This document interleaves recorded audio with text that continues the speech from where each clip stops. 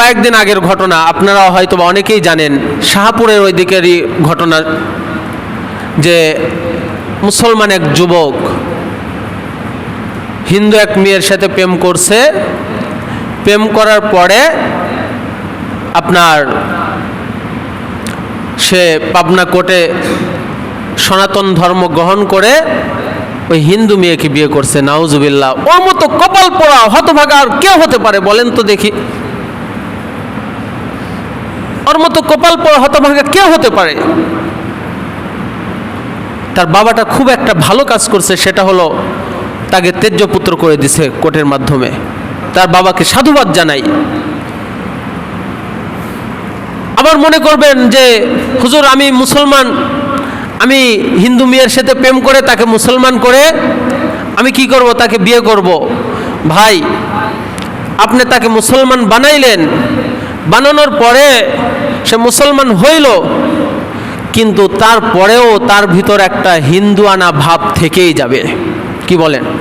ওই যে ইহুদিরা যখন মুসলমান হয়ে গেল, মুসলমান হওয়ার পরেও তাদের কৃষ্টি কালচার, তাদের আদর্শ থেকে বের হয়ে আসতে অনেক কষ্ট, অনেক সমস্যা হয়েছে, এত সহজ না। এই জন্য যুবক ভাইয়েরা খুব সাবধান। আপনি যখন একটা হিন্দু মেয়ের সাথে প্রেম করে হিন্দু মেয়েকে মুসলমান করে বিয়ে করলেন, তার মধ্যে হিন্দুয়ানা ভাব থেকে যাবে।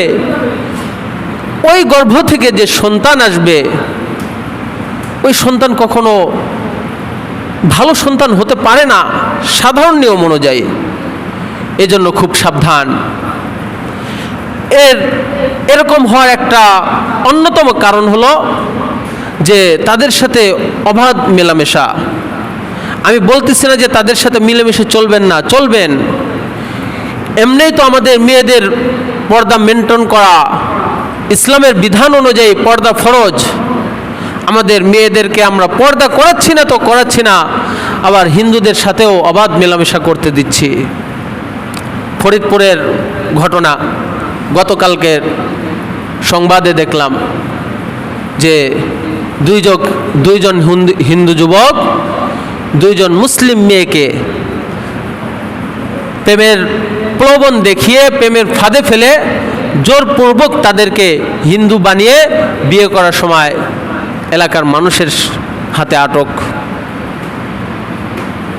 কি বুঝবেন এটা কিভাবে সম্ভব হয়েছে? ওই যে অবাধ মেলামেশা যদি না থাকতো, তাহলে কি ওই হিন্দু যুবকের ওই মুসলমান মেয়েকে প্রেমের প্রলোভন দেখানো সম্ভব হতো বলেন তো? তার মানে এই যে অবাধ মেলামেশা থাকার কারণেই কিন্তু সম্ভব হয়েছে। আরেকটা ঘটনা দেখলাম যে অনেক হিন্দু ভাইয়েরা অনেক সময় নও মুসলিম হয়, ইসলাম ধর্ম গ্রহণ করে, আলহামদুলিল্লাহ, তাদেরকে আমরা সাধুবাদ জানাই। কিন্তু আপনারা শুধু জানলেন যে সে নও মুসলিম, সে হিন্দু ধর্ম থেকে ইসলাম ধর্ম গ্রহণ করেছে, আর আপনি তার কোনো খবর নিলেন না, জাস্টিফাই করলেন না। আপনি একদম দয়াদ্র হয়ে আপনার বোনকে, আপনার মেয়েকে তার সাথে বিয়ে দিয়ে দিচ্ছেন। এর পরিণামও তো ভয়াবহ হতে পারে। সেই সংবাদের ভিত্তিতে আমি বলতেছি যে একজন আটক হয়েছে পুলিশের হাতে, যে সে নও মুসলিম পরিচয় দিয়ে দিয়ে বিভিন্ন এলাকায় বিভিন্ন সময় এরকম বিয়ে করে ওই মুসলিম মেয়েদেরকে ভারতে পাচার করে দিচ্ছে। এরকম চক্র আছে। এজন্য সাবধান। আমরা আমাদের সন্তানদেরকে হেফাজত করতে হবে, আমাদেরকেই।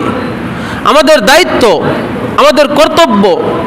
আমরা যদি আমাদের সন্তানদের ঈমান, আমাদের সন্তানদের আমল, আমাদের সন্তানদের অবয়ব সব কিছু হেফাজত যদি আমরা না করি, তাহলে কে করবে বলেন তো? এজন্য প্রিয় ভাইয়েরা আমার, আর 3 দিন পর মঙ্গলবারে পহেলা বৈশাখ উদযাপিত হবে। অনেকের কত জনের কত প্রোগ্রাম, কত জল্পনা, কত কল্পনা, যে এখন বাজারে ইলিশ কিনতে গেলে আপনারা বুঝতে পারবেন যে পহেলা বৈশাখ নিয়ে আমাদের মধ্যে কত মাতামাতি। এমনিই তো বাংলাদেশে ইলিশের দাম আকাশচুম্বী, আকাশ ছোঁয়া। বিশেষ করে এখন যদি কিনতে যান, ওই যে সবাই স্টক করে রাখতেছে যে পহেলা বৈশাখের দিনে কি করবে, পান্তা ইলিশ খাবে। সারা বছর যাদের আর কি ফাস্ট ফুড ছাড়া হয় না, গরম ভাত ছাড়া হয় না, তারাও ওই দিনে কি করবে, পান্তা ভাত খাবে ইলিশ দিয়ে। বিভিন্ন রেস্টুরেন্টেও দেখবেন যে গরম ভাত রান্না করে পানি ঢেলে পান্তা করছে, করে চড়া দামে চড়া মূল্যে বিক্রি হচ্ছে। এসব থেকে আমাদের বেঁচে থাকা, এসব থেকে আমাদের দূরে থাকা। আজ চৈত্র মাসের 27 তারিখ 1432 বঙ্গাব্দ। আর 3 দিন পরেই আমাদের বাংলা বর্ষপঞ্জির 1432 শেষ হয়ে 1433 শুরু হয়ে যাবে।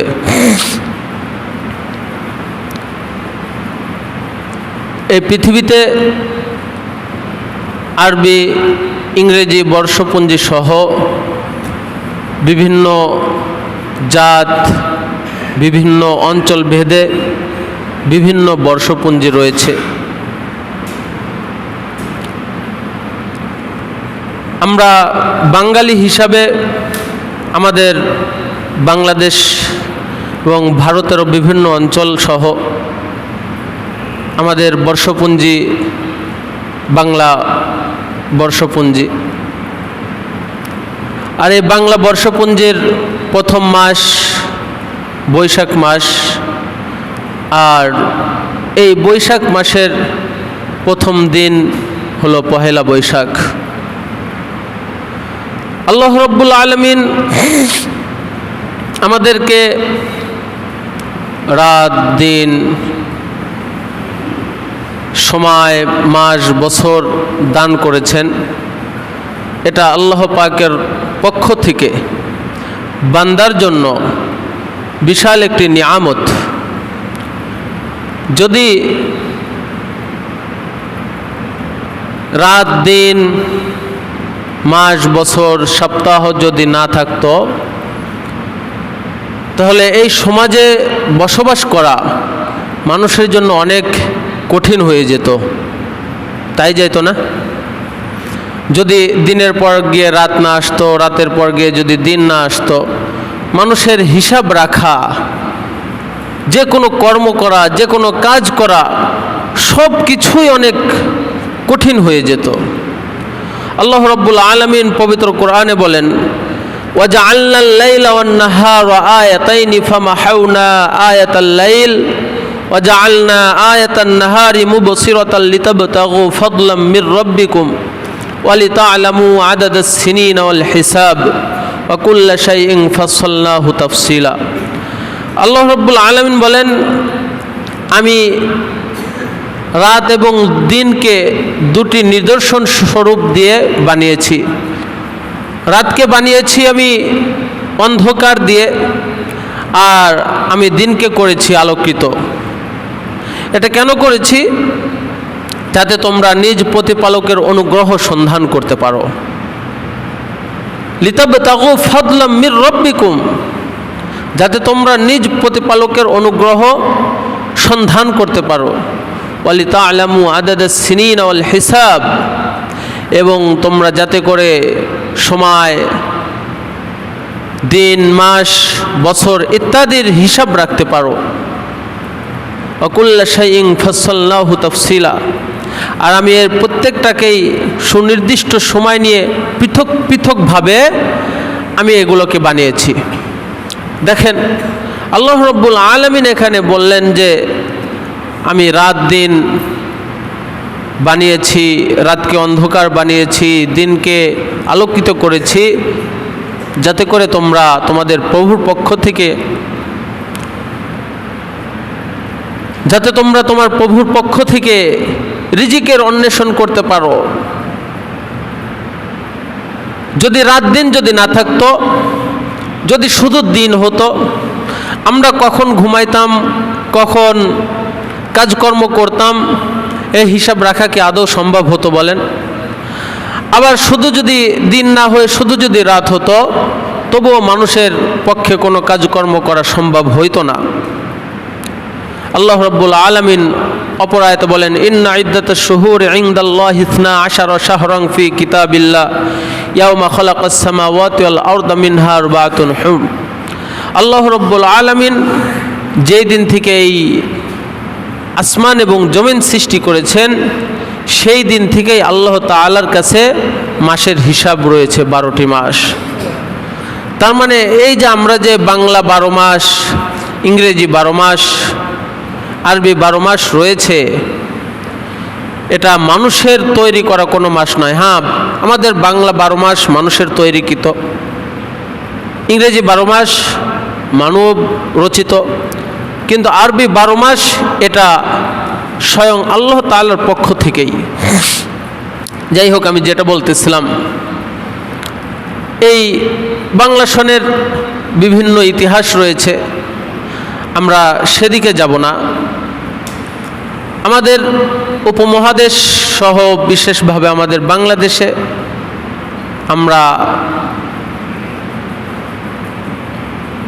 এই পহেলা বৈশাখে, শুধু পহেলা বৈশাখ নয়, বরং অন্যান্য যে উৎসবগুলো রয়েছে বা বছরের শুরু রয়েছে, যেমন ইংরেজিতে যদি বলা হয় হ্যাপি নিউ ইয়ার বা 31st নাইট, বাংলা নববর্ষ, বিবাহের অনুষ্ঠান ইত্যাদি ইত্যাদি বিভিন্ন অনুষ্ঠানে আমরা অনেক নির্লজ্জ, বেহায়াপনা, অশ্লীল কাজ করে ফেলি, হারাম কাজ করে ফেলি, অন্যায় কাজ করে ফেলি। এর মধ্যে আছে আতশবাজি, পটকা ফোটানো, বক্স বাজানো, নৃত্য, নাচ গান ইত্যাদি। আমরা শুধু পহেলা বৈশাখেই যে এমনটা করি, বিষয়টা এমন নয়, বরং অন্যান্য অনুষ্ঠানেও করে থাকি। গান বাদ্য বাজানো তো সর্বসাকল্যে হারাম। আমি ঈদের আগেও আলোচনা করেছিলাম যে গান বাদ্য সর্বসাকল্যে সকল আলেম উলামা, সকল আম্বে কেরামের নিকটই হারাম। এটা হালাল হওয়ার কোনো সুযোগ নাই। আপনি যেখানেই গান বাদ্য বাজান না কেন, যে অনুষ্ঠানেরই হোক না কেন, এটা হারাম তো হারাম। আমাদের বাংলাদেশে পহেলা বৈশাখে বিশেষভাবে আরও যে উৎসবগুলো বা সংস্কৃতির নামে যে কাজগুলো করা হয়,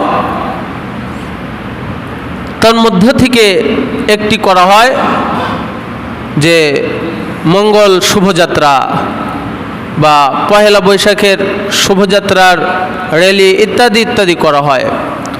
তো মঙ্গল শুভযাত্রায় যে কাজগুলো করা হয়, সে কাজগুলোর মধ্য থেকে আপনার বাঘের, তারপর পাখি, তারপর পেঁচা ইত্যাদির মুখোশ বানিয়ে, ইত্যাদির প্রতীকী বানিয়ে, এগুলো নিয়ে বিশাল মিছিল বা বিশাল র্যালি বের করে। তাদের উদ্দেশ্য যে এই মঙ্গল শুভযাত্রার মাধ্যমে অশুভ দূর হয়ে যাবে এবং মঙ্গল নেমে আসবে। বিগত বছরের যত অশুভ ছিল, এই মঙ্গল শুভযাত্রার মাধ্যমে সকল অশুভ কেটে যাবে এবং আগামী পুরা বৎসরটা শুভ হবে, কল্যাণকর হবে। নাউজুবিল্লাহ। এটা একটি হিন্দুদের বিশ্বাসের ন্যায়। হিন্দুরা তারা বিভিন্ন দেবদেবীর পূজা করে, তাদের অনেক দেবীর পূজা করে যে এই দেবীর পূজা করলে আমাদের কল্যাণ হবে, এই দেবীর পূজা করলে আমাদের থেকে অকল্যাণ কেটে যাবে। তো আমরা মুসলমানরাও অথচ কল্যাণ অকল্যাণ দেওয়ার মালিক একমাত্র আল্লাহ রাব্বুল আলামিন। কল্যাণ এবং অকল্যাণের মালিককে আল্লাহ রাব্বুল আলামিন। আল্লাহ রাব্বুল আলামিন পবিত্র কোরআনে বলেন, ওয়া ইয়ামসাসকাল্লাহু বিদুররিন ফালা কাশিফা লাহু ইল্লা হু ওয়া ইয়ুরিদকা বিখাইরিন ফালা রাদ্দা লিফাদলিহি ইউসিবু বিহি মান ইয়াশাউ মিন ইবাদিহি ওয়া হুয়াল গফুরুর রহিম। আল্লাহ রাব্বুল আলামিন পবিত্র কোরআনে বলেন, আমি যদি কাউকে কোনো অকল্যাণ দিয়ে থাকি, বিপদ বালা মুসিবত দিয়ে থাকি, কারো সাধ্যের মধ্যে নাই, সে ওই অকল্যাণকে পরিবর্তন করে দিবে। ওয়া ইউরিদকা বিখাইরিন ফালা রাদ্দা লিফাদলি, আর আমি যদি কাউকে কল্যাণ দিয়ে থাকি, কারো যদি ভালো করার ইচ্ছা পোষণ করে, কাহারও ক্ষমতা নাই যে আমার অনুগ্রহ থেকে তাকে বাধা প্রদান করবে। ইউসিবু বিহি মান ইয়াশাউ মিন ইবাদি, আর আমি আমার বান্দাদের মধ্য থেকে যাকে ইচ্ছা করি তাকে আমি কল্যাণ দান করি। ওয়া হুয়াল গফুরুর রহিম, আর তিনি নিশ্চয়ই ক্ষমাশীল পরম দয়ালু। তাহলে এই যে কল্যাণ এবং অকল্যাণের মালিক, আমরা পবিত্র কোরআন থেকে জানলাম যে কল্যাণ আসুক আমার জীবনে, যত দুঃখ কষ্ট বালা মুসিবত বিপদ আপদ যা কিছুই আসে না কেন, কার পক্ষ থেকে আসে? আল্লাহ তাআলার পক্ষ থেকে আসে। তেমনিভাবে আমার জীবনে যত কল্যাণকর, যত সুখ, যত শান্তি, যত ভালো কিছুই আসে, সব কিছু আল্লাহ তাআলার পক্ষ থেকে আসে। তাহলে আমরা মুসলমান হয়ে আমরা কিভাবে বলতে পারি যে পহেলা বৈশাখে এই মঙ্গল শুভযাত্রার মাধ্যমে সমস্ত অকল্যাণ দূর হয়ে যাবে এবং আগামী বৎসরটা সম্পূর্ণটা কল্যাণকর হবে? কিভাবে বলতে পারি? অনেকেই বলতে পারেন যে হুজুর, এরকম আমাদের আকীদা বিশ্বাস না, আমরা করে থাকি যে এটা আমাদের বাঙালি একটি ঐতিহ্য। তাহলে আমরা জানার চেষ্টা করব এই মঙ্গল শুভযাত্রা এটা কি আদৌ বাঙালি কোনো ঐতিহ্য নাকি অন্য কিছু? 1989 সালে ঢাকা বিশ্ববিদ্যালয়ের চারুকলা বিভাগ থেকে তারা পহেলা বৈশাখে আনন্দস্বরূপ এই পেঁচার ছবি অঙ্কন করে, বাঘের ছবি অঙ্কন করে, বিভিন্ন পাখির ছবি অঙ্কন করে তারা আনন্দ মিছিল বের করেছিল। তারা আনন্দ করার জন্য, মানুষ বিভিন্নভাবে আনন্দ করে না? আমরা ছোটোবেলায় মাটির দিয়ে পুতুল বানিয়ে, কাপড় দিয়ে পুতুল বানিয়ে এভাবে খেলাধুলা করছি। তো চারুকলা বিভাগের থেকে এরকমভাবে তারা একটা আনন্দ মিছিল বার করলো। ঠিক 7 বছর পর 1996 সালে এই আনন্দ মিছিলের, আনন্দ যাত্রার নাম পরিবর্তন হয়ে গেল মঙ্গল শুভযাত্রা। তাহলে আমরা যারা বলি যে এটা আমাদের হাজারো বছর পুরানো বাংলা ঐতিহ্য, এটা হাজারো বছর পুরানো বাংলা ঐতিহ্য কিভাবে হলো? যে কোনো ঐতিহ্য মানা যায়, মানব রচিত ঐতিহ্য, সেটা যদি কোরআন হাদিসের সংঘর্ষক না হয়, কোরআন হাদিসের যদি কোনো সাংঘর্ষিক না হয়, ঐতিহ্য মানা যায়। ঐতিহ্য মানাতে কোনো কি নাই, সমস্যা নাই। কিন্তু যেই ঐতিহ্য মানতে গিয়ে বা যেই ঐতিহ্যটা কোরআন হাদিসের সাংঘর্ষিক হয়, সেই ঐতিহ্য মানা সম্পূর্ণভাবে হারাম। এই মঙ্গল শুভযাত্রা যদি আমরা ঐতিহ্য মানি, তবুও এটা মান্য করা হারাম হবে। এই জন্য এর মধ্যে শিরিকের গঞ্জায়েশ আছে, শিরিকের সম্ভাবনা আছে। কারণ আল্লাহ রাসূল সাল্লাল্লাহু আলাইহি ওয়াসাল্লাম বলেন, ছবি অঙ্কন করা, ছবি বানানো, ভাস্কর্য বানানো, মূর্তি বানানো সম্পূর্ণরূপে হারাম এবং তা আল্লাহ তাআলার সাথে শিরক বা শরিক করার নামান্তর। তাহলে এই যে মঙ্গল শোভাযাত্রার মধ্যে যে বিজয় র্যালি বা মঙ্গল শোভাযাত্রার যে মিছিল বের হয়, র্যালি বের হয়, এর মধ্যে ছবি অঙ্কন করা হয়, মূর্তি বা ভাস্কর্য বানানো হয়। তাহলে এই শিরকি কার্যক্রম থাকার কারণে এই ঐতিহ্য মানা বাঙালি জাতির জন্য হারাম হারাম হারাম, এটা মানা যাবে না। দেখবেন এ পহেলা বৈশাখ আসলে আমাদের বাঙালি চেতনা আমাদের মধ্যে জেগে ওঠে। কেমন বাঙালি চেতনা? আমরা মেয়েরা সাদা শাড়ি পরে, প্যাট পিট বের করে, মাথায় সিঁদুর পরার মতো করে টিপ লাগিয়ে, হাতে শাখার মতো সাদা চুড়ি পরে আমরা বেহায়ার মতো রাস্তা দিয়ে বের হচ্ছি, আমরা রাস্তা দিয়ে ঘুরে বেড়াচ্ছি। সারা বছর আমার বাঙালি ঐতিহ্যের কোনো খোঁজ নাই। আমরা সারা বছর আমরা ইংরেজদের অনুসরণ করে এ পহেলা বৈশাখে আসলে আমাদের মধ্যে বাঙালি চেতনা তৈরি হয়ে যায়, যে চেতনাগুলো শুধুমাত্র বেহায়াপনা ছাড়া আর কিছুই না।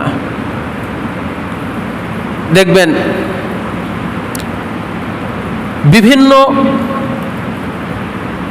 এই দিবসের পরে বিভিন্ন পত্রপত্রিকায় আপনার দেখবেন লেখা আসে যে 14 ফেব্রুয়ারির পর অমুক কোম্পানির এত কোটি টাকার কন্ডম বিক্রি হয়েছে। এরকম হয় না? পত্রপত্রিকায় অনলাইন আসে। তো আসলে হলো পহেলা বৈশাখ, বাঙালি ঐতিহ্য। আর পহেলা বৈশাখের পরের দিন নিউজ আসতেছে যে অমুক জায়গায় ধর্ষণ, অমুক জায়গায় অমুক জায়গায় অমুকে আটক, অমুক হয়েছে, অমুক কোম্পানির এত কোটি টাকার কন্ডম বিক্রি হয়েছে। তাহলে কেন? এই জন্য ভাইয়েরা সাবধান। আমরা আমাদের সন্তানদেরকে, আমাদের ছেলেদেরকে, আমাদের মেয়েদেরকে এর থেকে বাধা প্রদান করা, এর থেকে বিরত রাখা আমাদের দায়িত্ব, আমাদের কর্তব্য। আমরা যদি তাদেরকে বাধা প্রদান না করি, আমরা যদি তাদেরকে নিষেধ না করি, আমরা যদি তাদেরকে না বোঝাই, তাহলে এর গুনাহের ভার, এর গুনাহের একাংশ আমাদের উপরও বর্তাবে। এজন্য প্রিয় ভাইরা আমার, আমরা বাঙালি ঐতিহ্য রক্ষা করতে গিয়ে যেন আল্লাহ তাআলার সাথে শিরিক না হয়ে যায়, আমরা যেন গুনাহের কার্যক্রমের মধ্যে লিপ্ত না হয়ে যাই, এজন্য সাবধান, আমাদের কেয়ারফুল থাকা দরকার। আল্লাহ রাব্বুল আলামিন পবিত্র কোরআনে বলেন যে ইয়া আইয়ুহাল্লাযীনা আমানু দুখুলু ফিস সিলমি কাফাহ ওয়া লা তাত্তাবিউ খুতুওয়াতিশ শাইতান ইন্নাহু লাকুম আদুউম মুবিন। আল্লাহ রাব্বুল আলামিন পবিত্র কোরআনে বলতেছেন ইয়া আইয়ুহাল্লাযীনা আমানু, হে ইমানদারগণ, উদখুলু ফিস সিলমি কাফাহ, তোমরা পরিপূর্ণভাবে ইসলামের মধ্যে দাখিল হয়ে যাও। তো মুসলমান হতে হলে পরিপূর্ণভাবে, স্বয়ং সম্পূর্ণভাবে ইসলামের মধ্যে দাখিল হতে হবে। অর্থাৎ আমি ইসলামের কিছুটা মানব, কিছুটা মানব না, এমনটা হলে তো হবে না। এই আয়াতটা আল্লাহ রাব্বুল আলামিন অবতীর্ণ করেন ওই সময় যখন ইহুদিদের মধ্য থেকে অনেকেই মুসলমান হয়ে গিয়েছিল। মুসলমান হওয়ার পরেও ইহুদিদের, আমাদের যেমন ধর্মীয় একটি দিন শুক্রবার, ধর্মীয় একটি দিন নয়, ধর্মীয় একটি গুরুত্বপূর্ণ দিন, জুমার নামাজ, গরিবের জন্য হজের সমতুল্য একটি দিন। তো ইহুদিদের জন্য এরকম একটি গুরুত্বপূর্ণ দিন হলো শনিবার, বিশেষ দিন। তো ইহুদিদের মধ্য থেকে যারা মুসলমান হয়ে গিয়েছিল, মুসলমান হওয়ার পরেও এই শনিবার আসলে ওই ইহুদিদের যে কার্যক্রম ছিল, এই কার্যক্রমে যায় তারা শরিক হয়ে যেত। আবার তারা তাওরাত পাঠ করত, কিন্তু মুসলমান হওয়ার পর তো তাওরাত পাঠ করা এটা তো যাবে না, কারণ মুসলমানদের ধর্মীয় কিতাব আল কোরআন, আল্লাহ রাব্বুল আলামিন পবিত্র কোরআন অবতীর্ণ করার পর ইতিপূর্বে আল্লাহ রাব্বুল আলামিনের পক্ষ থেকে যত কিতাব অবতীর্ণ করেছেন সমস্ত কিতাব রহিত হয়ে গিয়েছে, বাদ হয়ে গিয়েছে। কিন্তু তারপরেও ইহুদিরা ওই যে মনকে বুঝাইতে পারতো না, তার ধর্মের দিকে ঝুঁকে থাকতই। তখন আল্লাহ রাব্বুল আলামিন পবিত্র কোরআনে এই আয়াত অবতীর্ণ করেন যে ইয়া আইয়ুহাল্লাযীনা আমানু দুখুলু ফিস সিলমি কাফা, যে তোমরা ইহুদি থেকে তোমরা মুসলমান হয়েছো ভালো কথা, কিন্তু তোমরা যদি মুসলমান হয়ে থাকতে চাও তাহলে তোমরা পরিপূর্ণভাবে ইসলামের মধ্যে দাখিল হয়ে যাও। তোমরা মুসলমানদেরও কিছু আমল করবা, আবার তোমরা ইহুদি ছিলা, ইহুদি ধর্মে যে আমলগুলো করা হয়, ইহুদি ধর্মে যে কাজগুলো করা হয় তোমরা সেইগুলোও করবা, এমনটা চলবে না। ওয়ালা তাত্তাবিউ খুতুওয়াতিশ শাইতান, তোমরা শয়তানের পতঙ্গ অনুসরণ করেও না, এভাবে তোমাদেরকে শয়তান ধোঁকা দিয়ে তোমাদেরকে একসময় একদম ইসলাম থেকে আবারও বের করে দিবে। প্রিয় ভাইয়েরা আমার, এজন্য অনেকেই বর্তমান যুগে ফেসবুক খুললেই পাওয়া যায়, বিশেষ করে ইদানিং এই ঈশ্বর দিতে খুব বেশি পাওয়া যাচ্ছে, ঈশ্বর দিতে বেশি দেখা যাচ্ছে একটা বিষয়, সেটা হলো যে হয়তোবা কোনো হিন্দু মেয়ে মুসলমান হয়ে কোনো মুসলমান যুবককে বিয়ে করছে, অথবা কোনো মুসলমান যুবক হিন্দু হয়ে সনাতন ধর্ম গ্রহণ করে কোনো হিন্দু মেয়েকে বিয়ে করছে, অথবা কোনো এরকম হচ্ছে। কয়েকদিন আগের ঘটনা, আপনারা হয়তো বা অনেকেই জানেন, শাহপুরের ওই দিকেরই ঘটনা, যে মুসলমান এক যুবক হিন্দু এক মেয়ের সাথে প্রেম করছে, প্রেম করার পরে আপনার সে পাবনা কোর্টে সনাতন ধর্ম গ্রহণ করে ওই হিন্দু মেয়েকে বিয়ে করছে। নাউজুবিল্লাহ, ওর মতো কপাল পোড়া হতভাগা আর কেউ হতে পারে বলেন তো দেখি? ওর মতো কপাল পোড়া হতভাগা কেউ হতে পারে? তার বাবাটা খুব একটা ভালো কাজ করছে, সেটা হলো তাকে তেজ্যপুত্র করে দিছে কোর্টের মাধ্যমে। তার বাবাকে সাধুবাদ জানাই। আবার মনে করবেন যে হুজুর আমি মুসলমান, আমি হিন্দু মেয়ের সাথে প্রেম করে তাকে মুসলমান করে আমি কি করব? তাকে বিয়ে করব। ভাই, আপনি তাকে মুসলমান বানাইলেন, বানানোর পরে সে মুসলমান হইল, কিন্তু তারপরেও তার ভিতর একটা হিন্দুয়ানা ভাব থেকেই যাবে। কি বলেন?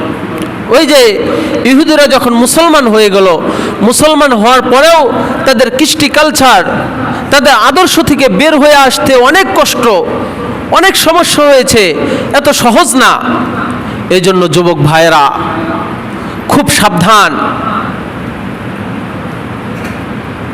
আপনি যখন একটা হিন্দু মেয়ের সাথে প্রেম করে হিন্দু মেয়েকে মুসলমান করে বিয়ে করলেন, তার মধ্যে হিন্দুয়ানা ভাব থেকে যাবে। ওই গর্ভ থেকে যে সন্তান আসবে, ওই সন্তান কখনো ভালো সন্তান হতে পারে না সাধারণ নিয়ম অনুযায়ী। এজন্য খুব সাবধান। এরকম হওয়ার একটা অন্যতম কারণ হলো যে তাদের সাথে অবাধ মেলামেশা। আমি বলতেছি না যে তাদের সাথে মিলেমিশে চলবেন না, চলবেন। এমনিই তো আমাদের মেয়েদের পর্দা মেনটেন করা, ইসলামের বিধান অনুযায়ী পর্দা ফরজ। আমাদের মেয়েদেরকে আমরা পর্দা করাচ্ছি না তো করাচ্ছি না, আবার হিন্দুদের সাথেও অবাধ মেলামেশা করতে দিচ্ছি। ফরিদপুরের ঘটনা, গতকালকের সংবাদে দেখলাম যে দুইজন হিন্দু যুবক দুইজন মুসলিম মেয়েকে প্রেমের প্রলোভন দেখিয়ে প্রেমের ফাঁদে ফেলে জোরপূর্বক তাদেরকে হিন্দু বানিয়ে বিয়ে করার সময় এলাকার মানুষের হাতে আটক। কি বুঝবেন এটা কিভাবে সম্ভব হয়েছে? ওই যে অবাধ মেলামেশা যদি না থাকতো, তাহলে কি ওই হিন্দু যুবকের ওই মুসলমান মেয়েকে প্রেমের প্রলোভন দেখানো সম্ভব হতো বলেন তো? তার মানে এই যে অবাধ মেলামেশা থাকার কারণেই কিন্তু সম্ভব হয়েছে। আরেকটা ঘটনা দেখলাম যে অনেক হিন্দু ভাইরা অনেক সময় নও মুসলিম হয়, ইসলাম ধর্ম গ্রহণ করে, আলহামদুলিল্লাহ, তাদেরকে আমরা সাধুবাদ জানাই। কিন্তু আপনারা শুধু জানলেন যে সে নও মুসলিম, সে হিন্দু ধর্ম থেকে ইসলাম ধর্ম গ্রহণ করেছে, আর আপনি তার কোনো খবর নিলেন না, জাস্টিফাই করলেন না। আপনি একদম দয়াদ্র হয়ে আপনার বোনকে, আপনার মেয়েকে তার সাথে বিয়ে দিয়ে দিচ্ছেন। এর পরিণামও তো ভয়াবহ হতে পারে। সেই সংবাদের ভিত্তিতে আমি বলতেছি যে একজন আটক হয়েছে পুলিশের হাতে, যে সে নও মুসলিম পরিচয় দিয়ে দিয়ে বিভিন্ন এলাকায় বিভিন্ন সময় এরকম বিয়ে করে ওই মুসলিম মেয়েদেরকে ভারতে পাচার করে দিচ্ছে। এরকম চক্র আছে। এজন্য সাবধান। আমরা আমাদের সন্তানদেরকে হেফাজত করতে হবে আমাদেরকেই। আমাদের দায়িত্ব, আমাদের কর্তব্য। আমরা যদি আমাদের সন্তানদের ঈমান, আমাদের সন্তানদের আমল, আমাদের সন্তানদের অবয়ব সব কিছু হেফাজত যদি আমরা না করি, তাহলে কে করবে বলেন তো? এজন্য প্রিয় ভাইয়েরা আমার, আর 3 দিন পর মঙ্গলবারে পহেলা বৈশাখ উদযাপিত হবে। অনেকের কতজনের কত প্রোগ্রাম, কত জল্পনা, কত কল্পনা, যে এখন বাজারে ইলিশ কিনতে গেলে আপনারা বুঝতে পারবেন যে পহেলা বৈশাখ নিয়ে আমাদের মধ্যে কত মাতামাতি। এমনিই তো বাংলাদেশে ইলিশের দাম আকাশচুম্বী, আকাশ ছোঁয়া। বিশেষ করে এখন যদি কিনতে যান, ওই যে সবাই স্টক করে রাখতেছে যে পহেলা বৈশাখের দিনে কি করবে? পান্তা ইলিশ খাবে। সারা বছর যাদের আর কি ফাস্ট ফুড ছাড়া হয় না, গরম ভাত ছাড়া হয় না, তারাও ওই দিনে কি করবে? পান্তা ভাত খাবে ইলিশ দিয়ে। বিভিন্ন রেস্টুরেন্টেও দেখবেন যে গরম ভাত রান্না করে পানি ঢেলে পান্তা করছে, করে চড়া দামে চড়া মূল্যে বিক্রি হচ্ছে। এসব থেকে আমাদের বেঁচে থাকা, এসব থেকে আমাদের দূরে থাকা। প্রিয় ভাইয়েরা আমার, পহেলা বৈশাখ উদযাপন করা বর্তমানে এই শিরকি কার্যক্রমের কারণে সম্পূর্ণরূপে হারাম। আমরা যদি এরকম করি, হিন্দুদের সাথে অনেক সাদৃশ্যপূর্ণ হয়ে যাওয়ার কারণে আল্লাহ রাসূল সাল্লাল্লাহু আলাইহি ওয়াসাল্লাম বলেন, মান তাশাব্বাহা বিকওমিন ফাহুয়া মিনহুম। তোমাদের মধ্য থেকে যাদের সাদৃশ্য অবলম্বন করবে, তারা তাদের বলেই গণ্য হবে। আমরা যদি হিন্দুদের সাদৃশ্য অবলম্বন করি, হিন্দুরা যেভাবে শিরকি কার্যক্রম করে, বিভিন্ন মূর্তির পূজা করে, বিভিন্ন মূর্তির সামনে নতজানু হয়, আমরাও যদি পহেলা বৈশাখের দিনে এমন কোনো কার্যক্রম করি, মান তাশাব্বাহা বিকওমিন ফাহুয়া মিনহুম, আমরাও ওই দলের মধ্যে অন্তর্ভুক্ত হয়ে যাব। এজন্য আমাদের পহেলা বৈশাখের মতো এরকম পাপপূর্ণ ঐতিহ্য থেকে বের হয়ে আসতে হবে। বরং আমাদের সেই দিনটাকে হিসাব করতে হবে যে আমাদের জীবন থেকে একটি বছর অতিবাহিত হয়ে গেল, আমাদের জীবন থেকে একটি বছর চলে গেল। আমরা এই একটি বছর আমরা কি করেছিলাম, তার আগের বছর কি করেছিলাম, এ বছর কি করলাম, আগের বছরের থেকে এই বছরের আমার আমল নামা ভালো নাকি খারাপ, আমি চোখ বুঝলে আমি বলে দিতে পারবো। কি বলেন? আমার আমলনামা, আমার হিসাব আছে না, যে আমি আগের বছর কেমন নামাজ পড়েছি, এই বছর কেমন নামাজ পড়ি, আগের বছর আমি কয়টা রোজা রেখেছিলাম, এই বছর আমি কয়টা রোজা রেখেছি, আগের বছর আমি কত টাকা দান করেছিলাম, এই বছর আমি কয় টাকা দান করেছি, আগের মাসে আমি কতটুকু অন্যায় কাজ করেছি, এই বছর কতটুকু অন্যায় কাজ করেছি। আমার যদি পূর্বের বছর থেকে এই বছর যদি ভালো হয়, তাহলে আমার এই বছর আবার দৃঢ় প্রতিজ্ঞাবদ্ধ হওয়া যে আমার আবারও এই বৈশাখ থেকে নিয়ে শুরু করে আগামী বৈশাখের আগ পর্যন্ত আমার জীবনটাকে আরও সুন্দরভাবে সাজাবো, আমার জীবনের মধ্যে আরও পরিবর্তন আনবো। আমি গত বছর 5 ওয়াক্ত নামাজ পড়তে পারি নাই, আমি 3 ওয়াক্ত নামাজ পড়েছি, যে কোনো কারণবশত 2 ওয়াক্ত নামাজ হয় নাই। ইনশাল্লাহ এই বছর আমি এই 2 ওয়াক্ত নামাজ সহ আমি প্রতিদিন 5 ওয়াক্ত নামাজ পড়ব। আল্লাহ রাব্বুল আলামিন আমাকে সহ আপনাদের সকলকে যে কথাগুলো বললাম, সর্বপ্রথম আমাকে এবং তারপর আপনাদের সকলকে মানার তৌফিক দান করুন। সকলে বলি আমিন। ওয়া আখিরু দাওয়ানা আনিল হামদুলিল্লাহি রাব্বিল আলামিন।